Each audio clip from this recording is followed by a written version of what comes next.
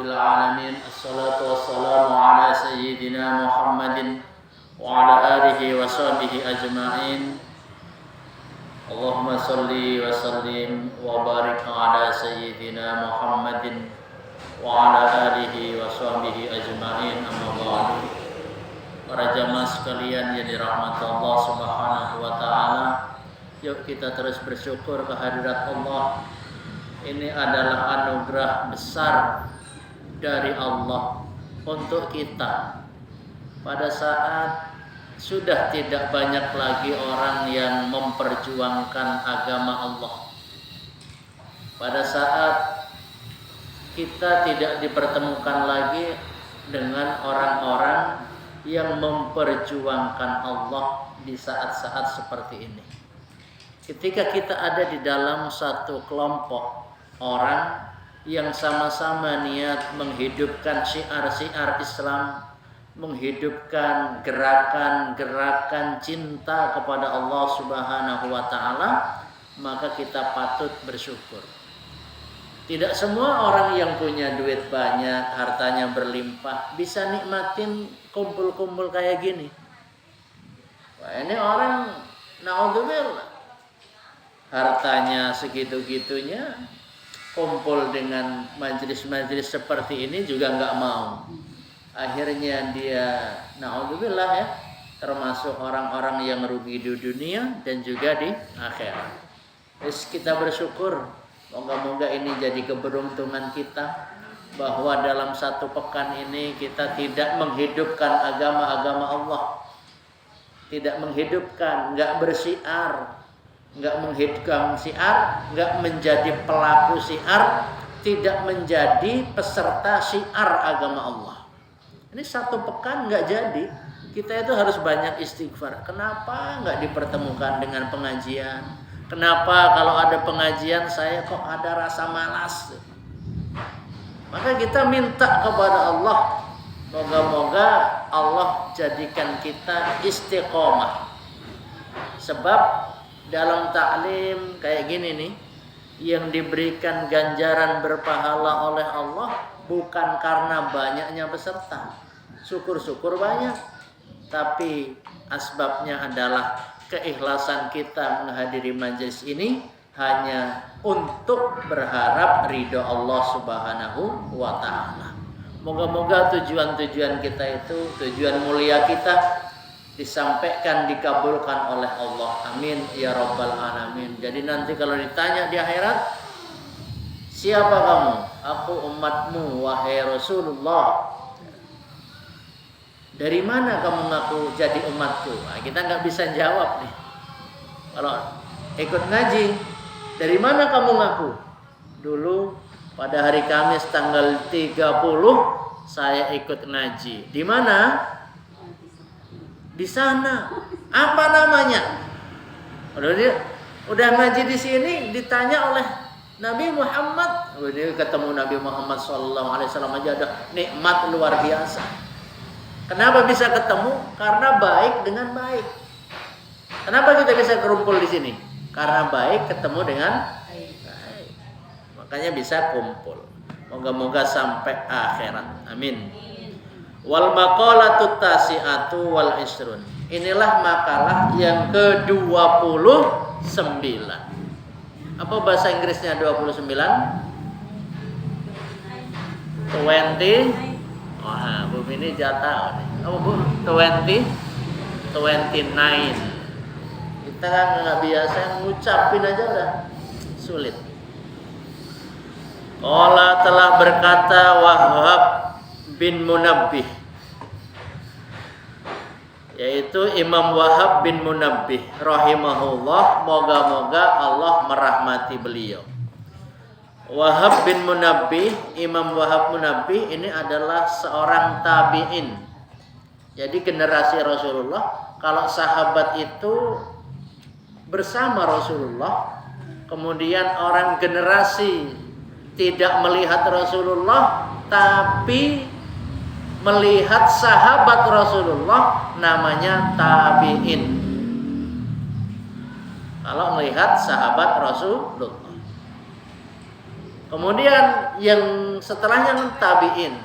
Tabi'in berarti seseorang yang melihat pengikut sahabat Nabi. Kalau kita ngikut siapa nih? Siapa yang kita lihat? Hah? Lihat sahabat, lihat Nabi pernah nggak? Lihat sahabat Nabi? Lihat tabi'in? Enggak. Lihat tabi'in? Enggak. Loh, kita lihat apa? Nah, kita lihat sinetron. Ya, nyebut asma, nyebut nama sahabat Rasul itu sebuah kemuliaan. Kesebut, kedenger itu sebuah kemuliaan. Menyebut, mendengar nama tabi'in. Tabi'in ini adalah generasi setelah sahabat Nabi. Itu juga sebuah kemuliaan. Kita nggak tahu tabi'in, nggak tahu. Ketemu, dipertemukan oleh Allah dengan orang-orang baik. Walaupun nonton di televisi, tapi itu orang baik, itu juga satu kemuliaan yang oleh Allah berikan kepada kita. Maka bersyukur, ucapkan alhamdulillah. Maktubun fit Taurati, tertulis di dalam kitab Taurat.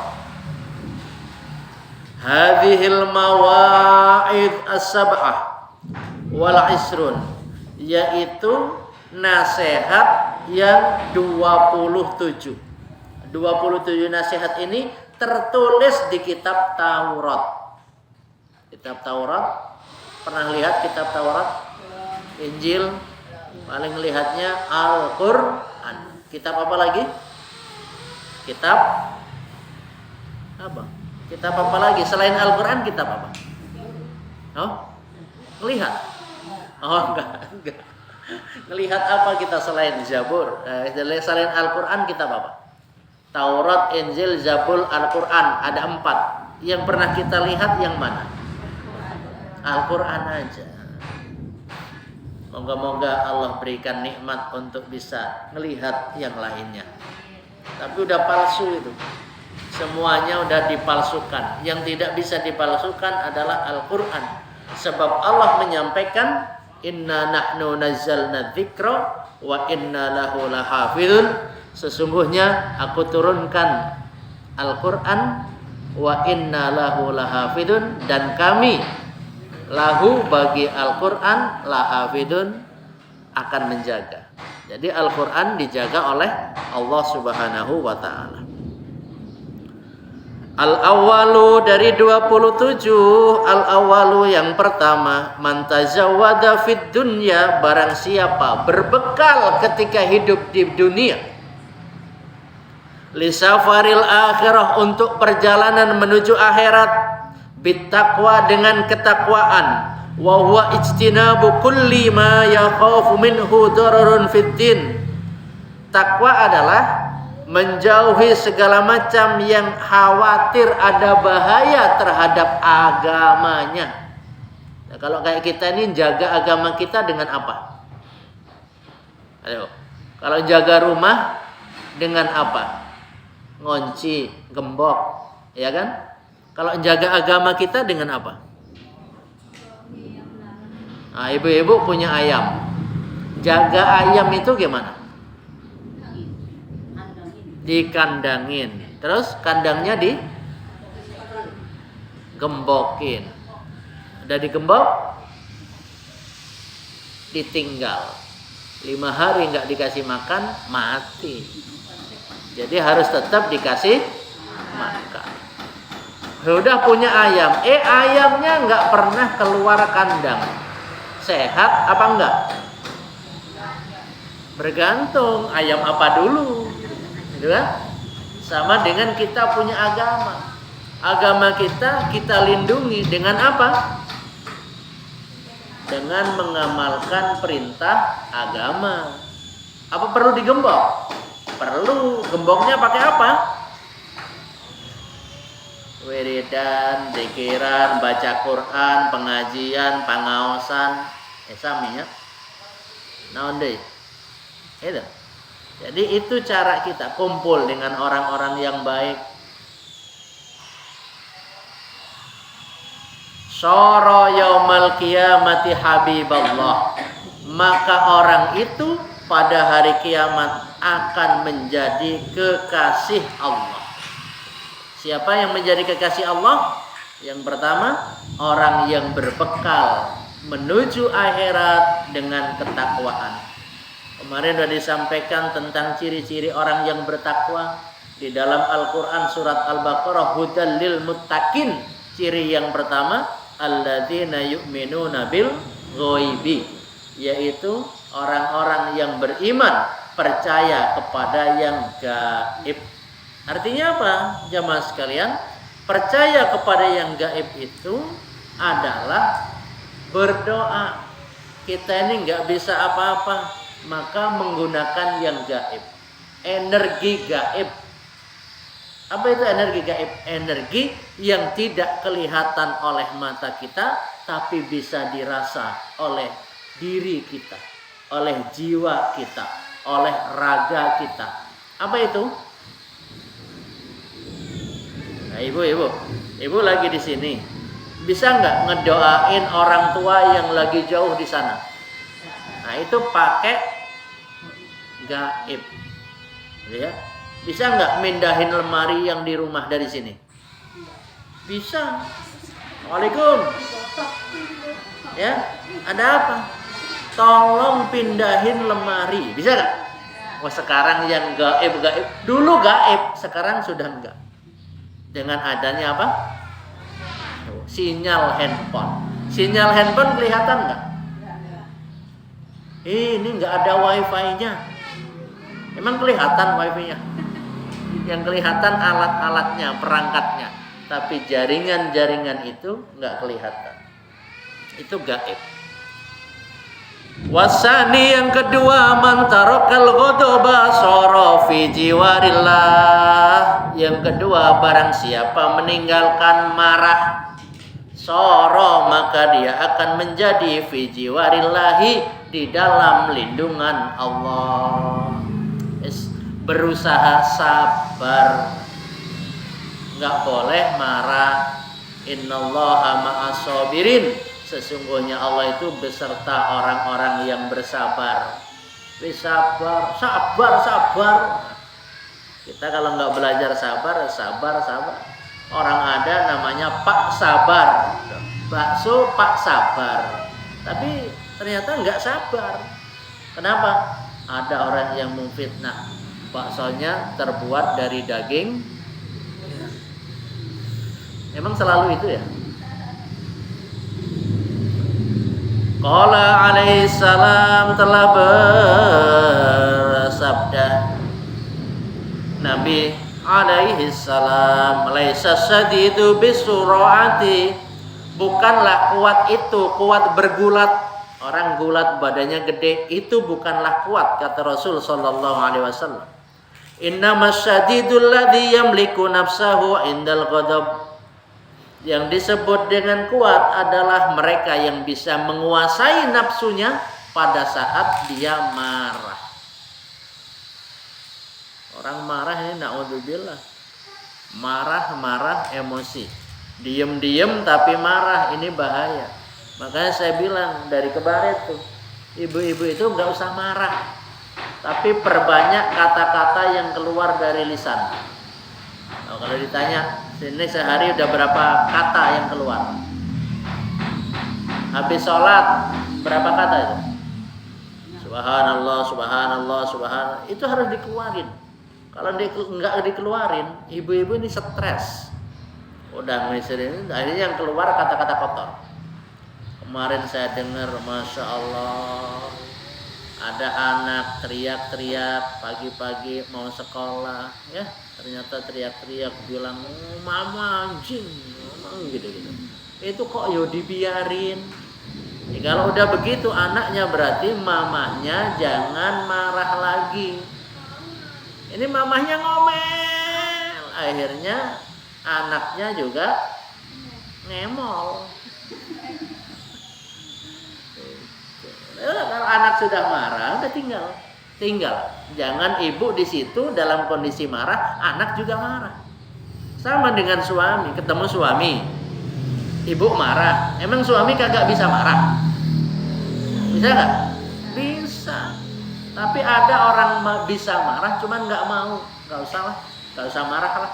Udah, sekarang giliran istri saya yang marah. Stop marah. Moga-moga Allah jauhkan kita dari marah yang nggak jelas. Marah itu jelas nggak? Hah? Marah itu ngomongnya aja nggak jelas. Bapak sih udah ngomong apa sih? Biasaan itu kalau bapak nggak mau ngomong. Coba ngomongnya pelan gimana? Nggak jelas. Nah, itu kalau jadi ibu yang pemarah. Kalau suami yang marah-marah gimana? Suami marah-marah itu tanpa kata. Marah tapi nggak berkata-kata. Semakin nggak berkata-kata, semakin marah. Makanya di mana-mana ibu itu, walaupun dia kepada anaknya sering marah, nyubit apa, anak tetap aja apa jadinya? Anak itu ngelendot aja. Nah, entah ngelendot. Udah dimarahin sana, tetap aja deketin. Karena ibu marahnya tidak pakai hati. Tapi kalau marahnya sudah pakai hati, anak juga akan menjauh. Makanya ibu-ibu berbahagialah kalau mau pergi dari rumah terus anak ibu nangis. Ibu harus berbahagia kalau anak mau ikut. Sekarang anak-anak pada mau ikut nggak? Kalau diajak, ayo ikut ke rumah nenek, anak ikut nggak? Enggak. Kenapa? Lebih seneng ke handphone. Mau ikut silaturahim nggak? Kemana? Ke sana. Ke siapa? Ke rumah paman. Enggak ah. Dia lebih milih siapa? Milih handphone, milih teman-temannya. Kenapa? Main semaan. Kenapa begitu? Karena bapaknya sudah nggak mau main dengan anaknya. Ayo ibu-ibu yang punya anak nih, lihat nggak? Pernah nggak bapaknya ikut neplok gitu? Pernah nggak? Loh, ini kenapa anak seneng main handphone? Karena bapaknya, ibunya nggak seneng main dengan anak. Ayo ibu-ibu lebih seneng main dengan anak atau lebih seneng main handphone? Ibunya. Jawab. Kalau nggak jawab lama nih sampai subuh. Sama. Anaknya, ibunya, bapaknya lebih seneng main dengan handphone daripada main dengan anak dengan ibunya nggak suka main. Makanya kalau ada anak-anak ya, ibu-ibu punya anak cewek, kok seneng main di dapur, numpahin apalah gitu ya. Tahu-tahu kena minyak goreng, ya namanya anak perempuan ya udah nggak apa-apa. Ibu saja yang sudah ahli, ya dari kecil sampai menikah sampai punya anak masih di dapur, pernah nggak kena minyak goreng? Pernah. Kalau saya tanya berapa kali, Bu kena pisau berapa kali? Sering. Lupa. Kenapa lupa? Karena banyak, karena sering. Saya seumur-umur ya, dari nikah tahun 2007, 2008 saya nikah. Ternyata sampai sekarang saya baru sekali deh kena pisau. Sama Taraka nggak bisa megang pisau. Kenapa? Pakai blender terus. Atau beli ke warung-warung gitu, beli ya. Wasalisu man kaffa ghadabahu kafallahu anhu adabahu. Barang siapa menahan amarahnya, maka Allah akan menahan darinya siksanya. Mau disiksa? Kok dia di dunia pinter ngelatih diri untuk tidak marah, maka nanti di akhirat Allah itu akan menahan siksa untuk dia. Akhirnya nggak jadi. Amin ya robbal. Wasalisu yang ketiga, mantaroka hubbal aisy. Barang siapa meninggalkan cinta dunia, soro yaumal kiamati aminan aisaliman min adzabillah, maka di hari kiamat nanti dia akan menjadi orang yang aman, au saliman atau selamat min adzabillah dari siksa Allah. Kira-kira disiksa nggak ini? Bu? Nanti disiksa nggak oleh Allah? Pede amat, kagak. Harapan sih iya gitu. Coba bandingin. Itu hitung. Tiap malam mau tidur ngitung gitu. Ngitung bukan ngitung besok mau ngapain, bukan. Ngitung kira-kira hari ini banyak dosanya apa enggak gitu. Begitu ingat satu dosa, astagfirullahaladzim 10 kali. Astagfirullahaladzim, astagfirullahaladzim. Ingat lagi, aduh tadi aku melihat sesuatu yang dilarang oleh Allah. Astagfirullahaladzim, astagfirullahaladzim, astagfirullahaladzim, astagfirullahaladzim. Tadi aku marah ke anak. Astagfirullahaladzim. Kira-kira bisa tidur nggak itu istighfar terus? Saking banyaknya kesalahan kita dalam sehari. Makanya kalau kira-kira disiksa Allah nggak itu di akhirat nanti? Wah Allah, belum di akhirat. Hidup di dunia aja udah tersiksa, belum mati udah tersiksa. Naudzubillah. Warabi'u yang keempat, man tarakal hasada sara yaumal qiyamati mahmudan ala ru'usil khalaiq. Barang siapa meninggalkan iri, dengki, hasud, maka pada hari kiamat dia akan menjadi orang yang dipuji ala ru'usil khalaiki, di hadapan para makhluk yang lain. Jadi dipuji. Ada makhluk, nanti di akhirat banyak makhluk. Di sini juga makhluk banyak. Pokok yang hasadnya dijauh, nggak usah hasad lah. Oh orang itu beli apa Bu? Ada orang tetangga beli apa? Beli pecel lele. Iri dia. Hasud, tata nyolong ta, ya, karena hasud, ya, baru pecel lele. Kalau beli pecel Madiun, beli pecel Madiun, beli mobil lah, beli ya, nggak usah. Memang udah bagiannya masing-masing, dan itu belum tentu bisa menjadikan dia masuk surga kalau dia nggak bisa membawanya.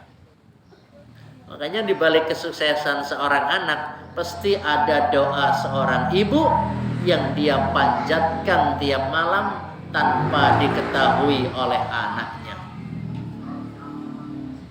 Di antara kesuksesan seorang suami pasti ada doa-doa istrinya yang tidak didengar oleh dia tapi didengar oleh Allah Subhanahu wa ta'ala. Hari ini udah ngedoain apa ke suami? Mudah-mudahan sehat, benar. Ya Allah berilah kesehatan kepada suamiku. Ngomong gitu ke Allah. Enggak kan? Ini kan repot. Pokoknya kalau habis dikasih uang tuh doain ya. Tanyain. Bapak, ayah, Mas, mau didoain berapa doa? Satu doa 50.000. Nah itu, pokoknya doa kita tergantung kepada berapa nanti pasangan kita ngasih. Siap? Duh, daripada kayak tadi, pagi ini udah dikasih, ternyata belum ngedoain. Semoga-moga doanya bareng-bareng di majelis ini ya. Mudah-mudahan pasangannya semuanya sehat walafiat. Ya Allah, moga-moga diberikan kelancaran cari rezekinya, ya, semangat ibadahnya, dan getol memperjuangkan pendidikan buat anak-anaknya. Ya Rabbal Alamin. Yang ke Iyakum wal hasada, takutlah kalian akan sifat hasud. Fa inna ibnai Adama, karena sesungguhnya dua anak Adam, Nabi Adam sallallahu alaihi wasallam atau alaihi salam, innama qatala ahaduhuma, sesungguhnya salah satu dari mereka berdua membunuh yang satunya, sohibahu, sahabatnya, hasadan, karena hasud.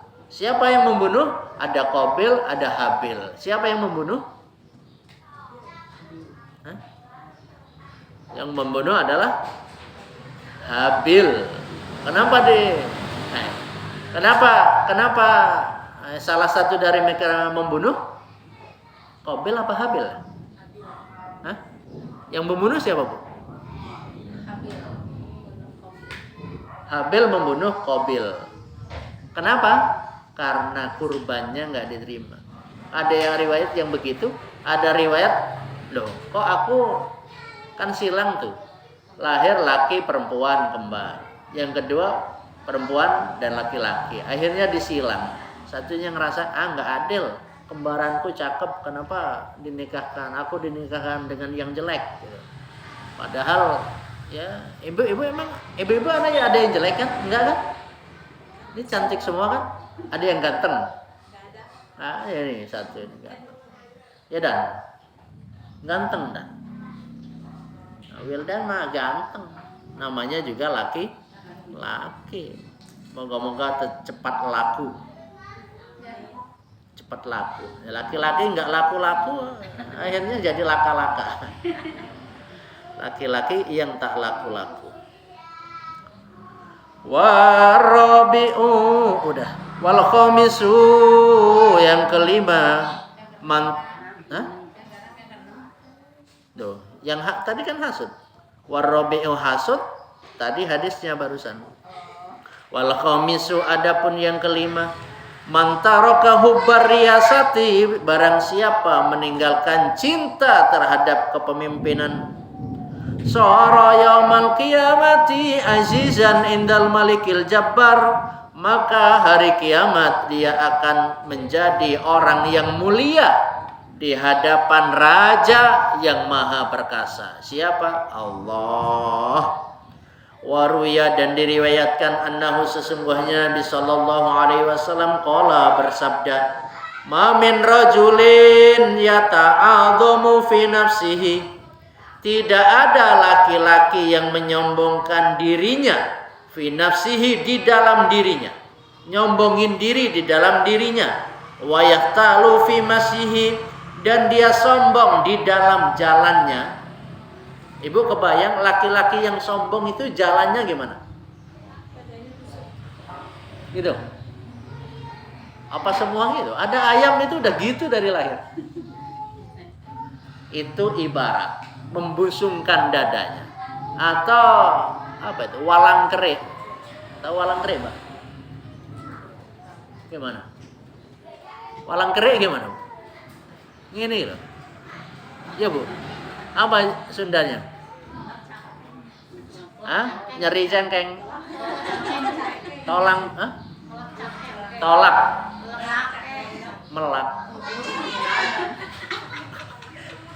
melak cengkeng. Itu ya tidak semuanya orang gitu sombong, tapi ini ibarat. Dong? Nah itu kayak gitu. Orang kalau jalannya menunjukkan kesombongan di dalam dirinya, illa laqiyallaha wa huwa alaihi ghadbanu, tidaklah dia ketemu Allah nanti kecuali Allah marah kepadanya. Jadi di akhirat ketemu Allah dalam keadaan Allah marah. Kalau Allah marah kira-kira masuk ke dalam rawahul Imam Ahmad, ke neraka. Hadis diriwayatkan oleh Imam Ahmad wal Bukhari dan Imam Bukhari, wal Hakim dan Imam Hakim. Wasadisu dan yang keenam, man tarakal fudula fid dunya, barang siapa meninggalkan berlebih-lebihan minat dunya, fid dunya di dunia, minal kalami dari ucapan, ngomong tuh seperlunya, wal mali dan berlebihan harta. Ada orang berlebihan harta? Ada. Orang udah punya rumah, rumahnya udah bagus ya, tahu-tahu kan lesehan.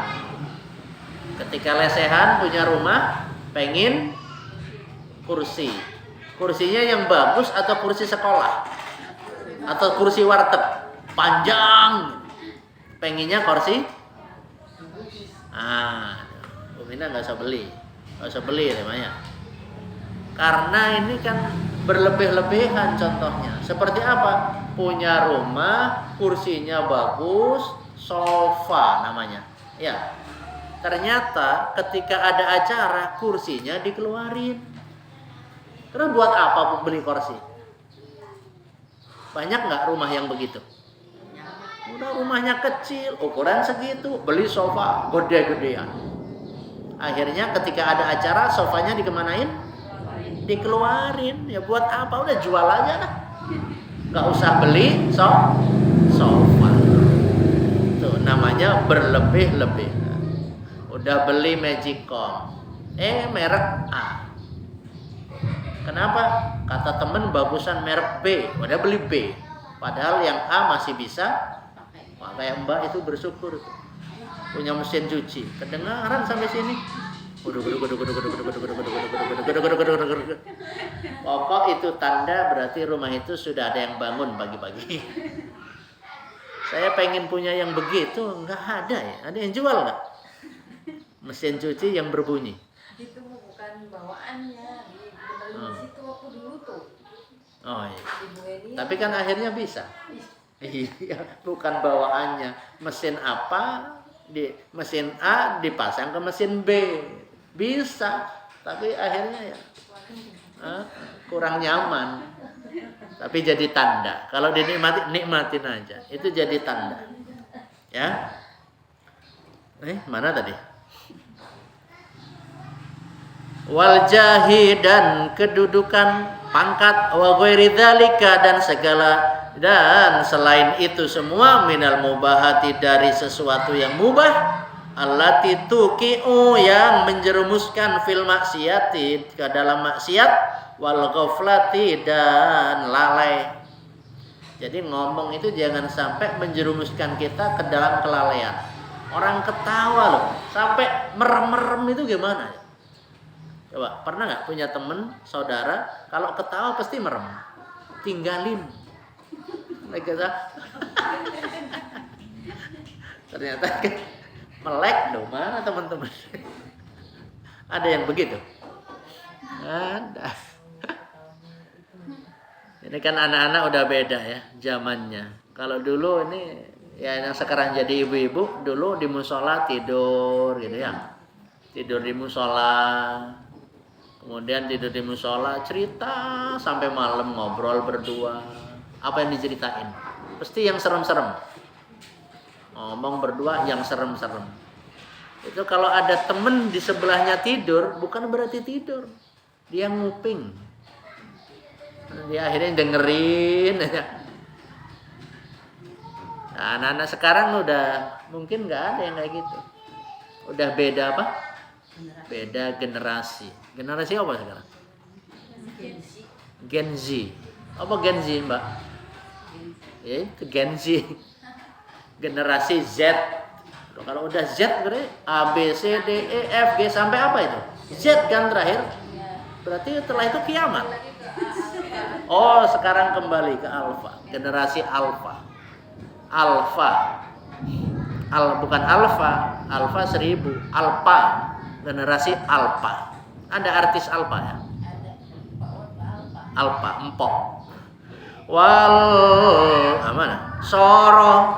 Orang yang sudah tidak berlebihan ngomongnya, nggak berlebihan hartanya, soro maka dia akan menjadi naiman, nyaman fil abrori, kumpul-kumpul dengan orang-orang baik. Ay mutawassian fil at'imati. Loh ini malah maknanya bagus. Mutawassian jadi dia leluasa fil at'imati di dalam urusan makan makanan mal abrori bersama orang-orang baik. Pokok makan aja dengan orang-orang baik. Yang ada yang dimakan ya. Yun, jangan makan yang nggak ada. Enaknya ini ada bakso tuh. Adanya gorengan itu yang harus dimakan. Anak-anak tuh sampai gulang-guling. Wah, nggak mau gitu. Itu gambaran ibunya waktu kecil terulang. Tanya coba ke maknya, Mak, orang kos gitu tuh? Parah tuh, lebih parah. Wasabi'u yang ketujuh, mantarokal khusumata fid dunya, barang siapa meninggalkan permusuhan fid dunya di dunia, soro maka dia akan menjadi yaumal kiamati hari kiamat, pada hari kiamat minal faizinya, termasuk orang-orang yang beruntung. Kalau nggak mau punya musuh, tinggalin bermusuhan. Aina jina, maksudnya orang-orang yang selamat, wadzafirina, dan orang-orang yang menang, bil khairi, dengan kebaikan. Kalau mau ninggalin apa? Musuh. Ibu punya musuh? Ngomong. Punya musuh enggak? Ada. Kata Nabi SAW, siapa musuhmu yang terbesar? Al-hawa. Asaddul jihadi jihadul hawa. Jihad yang paling berat adalah jihad melawan hawa nafsu. Mana hawa nafsunya? Kelihatan nggak? Nggak kelihatan. Karena nggak kelihatan, itu jadi bahaya. Jemaah sekalian dari rahmat Allah Subhanahu wa taala, insyaallah kita lanjutkan ini. Mudah-mudahan 7 bisa jadi bekal buat kita untuk menjadi manusia yang lebih baik. Yang terakhir meninggalkan apa tadi? Permusuhan. Yang pertama apa? Lupa. Yang pertama apa? Dengan takwa, berbekal takwa ketika hidup di dunia untuk perjalanan akhirat. Yang nomor 3, nggak usah nanya, insya Allah nggak hafal.